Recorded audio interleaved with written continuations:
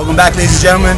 We are here with another beautiful episode of Bucket of Joe. We're sitting out here in Boston's Common with the chief editor of High Times, Mr. Bobby Black. What's up, brother? What's going on, man? I appreciate you taking the time. You're a busy guy. You just came off the stage. I don't mean to sidewind you, but I mean, I think Rhode Island should know who you are. Why don't you, you know what I mean? Matter of fact, they know who you are. High Times?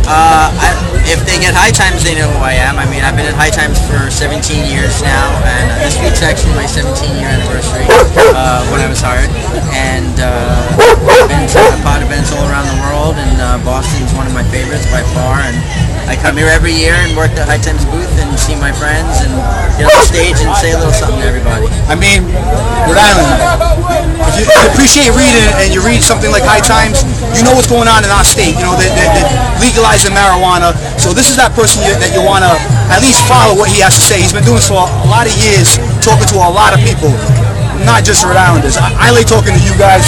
This gentleman right here, chief editor, check him out. Follow what he has to say right now. Let's make this completely legal in our state. Why is Boston having all the fun? I shouldn't have to travel. Bobby Black, man. Unless I heard, weren't you guys looking into dispensaries? I mean, we have a couple of places that are called compassion houses. Right.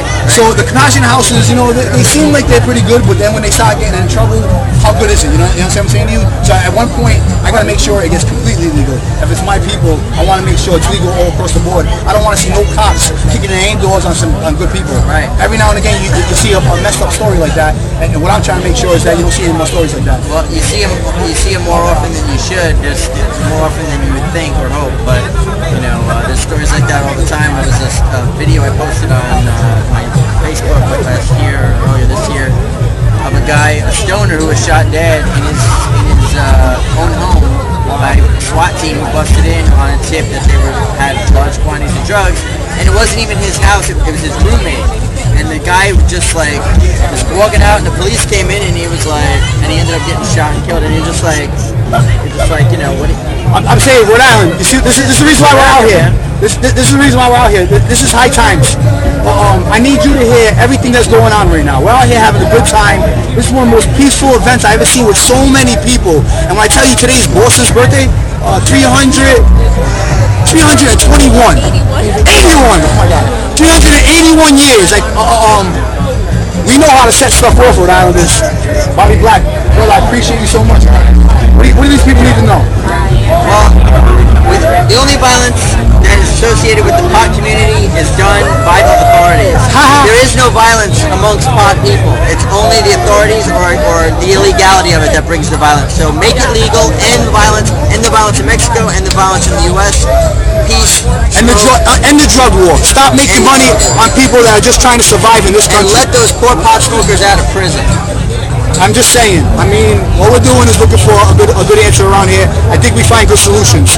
If you can find a better solution, let me know. I'm the part of majority vote. 51% says that we can do something like this. 51%, ladies and gentlemen. I think that's us. If we mobilize all the stoners and get them to come out of the closet and go vote, we smoke the vote, we can make a difference. You know, there's something like a little cliche saying, because we ain't supposed to make you go backwards. You understand what I'm saying to you? Yeah. So now if you go with that cliche saying, you believe that's true? Hell no, dude. Listen, I see some of the best thinkers. I get more work done after 420 than most people do all day, okay? So, dude, we smoke a lot of weed at High Times. Well, not at High Times, but the people at High Times smoke a lot of weed. And we put out 3 magazines, 5 events a year now. We're not lazy. How many people do you think show up at an event? A couple thousand. Usually between 2 to 5,000, depending on the San Francisco Medical Cannabis Cup we did. We had a huge turnout. We had like about 5,000 people. But you know, some of the smaller ones, like I personally run the High Times Doobie Awards, the music awards in Austin at South by Southwest. All right. And that's down south, right?